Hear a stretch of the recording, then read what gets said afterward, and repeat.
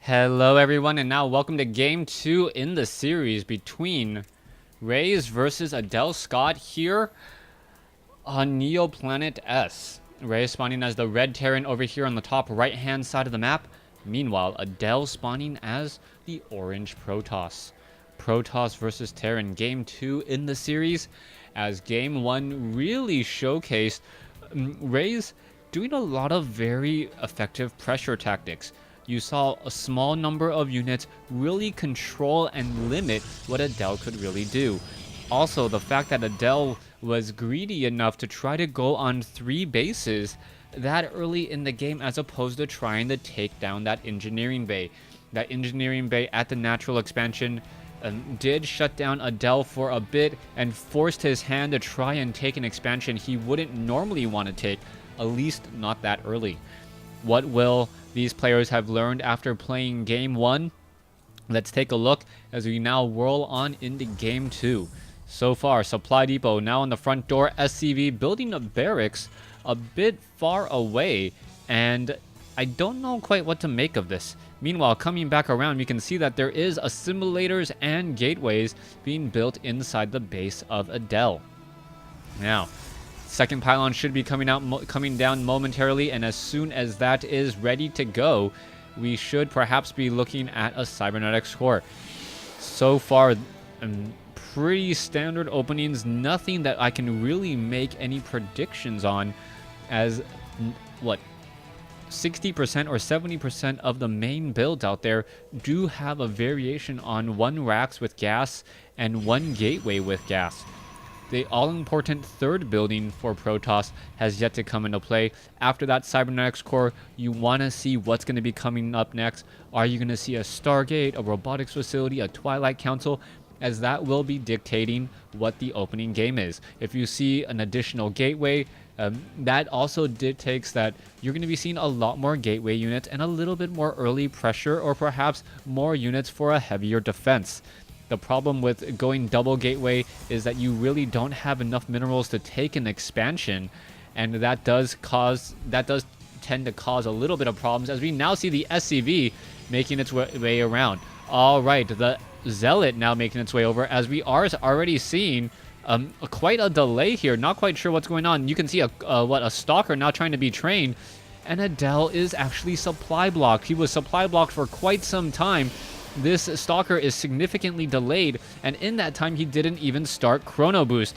That does come as a bit of a surprise, as a Reaper now having fun and games against a Zealot, as the Reaper now backing away there. Oh, there's an engagement there as the Reaper and the Zealot are battling it out. That Zealot not going to be able to catch up at all. And some beautiful micro, some stutter steps, some shoot and scoot, or whatever ability you want to call it, as Reis Reaper comes out smelling like a rose. Adel now on the move out. Oh, a Reaper going up against a Stalker. That is not a good engagement whatsoever, as we now see Reis still with an engineering bay on the far side. All right, Supply Depot coming in from Reis, and Reis is now scratching his head wondering, what is my opponent really trying to go for? This doesn't make any sense. I haven't seen the inside of his base, so I don't know if there's actually gateways in there.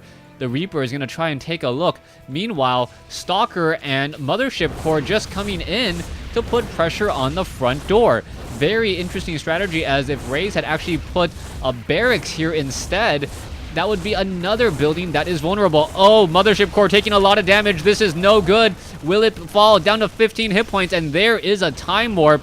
Beautifully done, as the Mothership Core is still attempting to take down this Supply Depot here.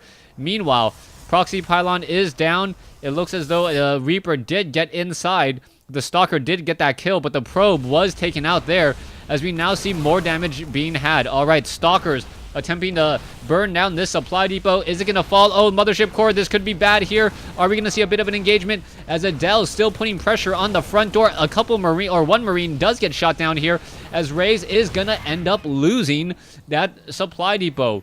This is bad news, but Reis should be in a very good situation moving forward. Can he pick off anything else? Yes, it looks like there is a command center right there that can get picked off. Meanwhile, oh, sneaky Reis moving over with a Widow Mine hoping that the Mothership Core will get within range, but not so, not today, and both players still sitting on one base. Now, I've heard a lot of grumbles and comments about how Blizzard has changed Heart of the Swarm significantly, where players can no longer take fast expansions. And this is, I will say, rather rare that both of these players yet to have an additional command building at their natural expansion yet. But Adel is expanding down over here once again at the 6 o'clock position, and this SCV will be able to scout it. With all of that said, I really feel that Heart of the Swarm is a much better game than Wings of Liberty. The players are really forced to... the players are really forced to not just sit back and get up to 200 supply. There is actually danger in the early game of losing a lot of units. Therefore, a lot of players have really been sitting back trying to see how long they can stay in Tier 1 and on one base before pushing out into Tier 2. And on 2 bases, what is this? The medevac is going to be... nope, it is not going to be scouted out here. As we can see, one probe coming over. Oh, a Widow Mine is going to burrow itself, and that is potentially huge.